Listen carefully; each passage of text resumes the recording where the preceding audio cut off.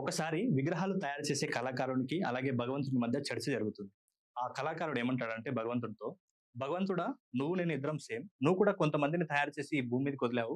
నేను కూడా కొన్ని మూర్తులను తయారు చేసి ఈ భూమి మీదకి వదిలాను.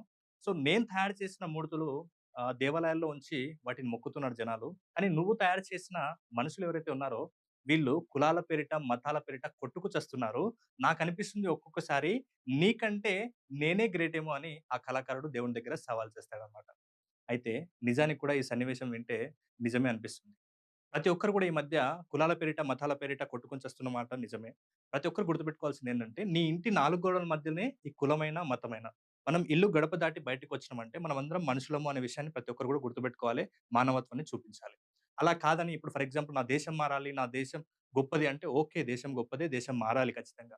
కాపో కాకపోతే కాకపోతే దేశం మారాలంటే ఫస్టు నీ స్థితి మార్చుకోవాలి. నీ ఇంటి పరిస్థితిని మార్చుకోవాలి. అప్పుడే దేశం ఖచ్చితంగా మారుతది. నీ కులం గొప్ప, నీ మతం గొప్ప అంటున్నారు గదా! 100% గొప్పనే. కాకపోతే నీకంటే నిమ్న కులాలను, నిమ్న మతాలను నువ్వు ఎప్పుడైతే కించపరిచినా, లేకుంటే వాళ్ళని ఇబ్బంది పెట్టినా, వాళ్ళని అవమానపరిచినా కూడా కర్మ అనేది ఒకటుంటుందని గుర్తుపెట్టుకోవాలి. దేవుడు క్షమించినా కర్మ మాత్రం అస్సలు వదిలిపెట్టదు.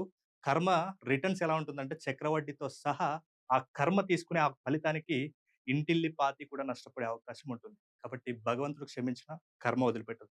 కాబట్టి మనం ఈ కులాలు, మతాల పేరిట ఎంత తక్కువగా ఇతరులతో చర్చలు, ఇతరులతో గొడవలు జరపడం ఆపేస్తే అంత బాగుంటుందనేదే నా ఈ రీల్ యొక్క ఇంటెన్షన్. మీకు పర్సనల్ 1-1 ట్రైనింగ్ కావాలన్నా, లేదనుకుంటే అపాయింట్‌మెంట్ కావాలనుకున్నా, లేదా నేను ఎవ్రీ సండే కండక్ట్ చేసే 2 అవర్స్ మెమరీ మిరాకిల్ అనే వర్క్‌షాప్‌లో మీరు అటెండ్ అవ్వాలనుకున్నా, ఇక్కడ స్క్రీన్ మీద కనబడుతున్న నంబర్‌కి కాల్ చేస్తే మా టీమ్ మీకు పూర్తి డీటెయిల్స్ అందిస్తారు. Thank you so much.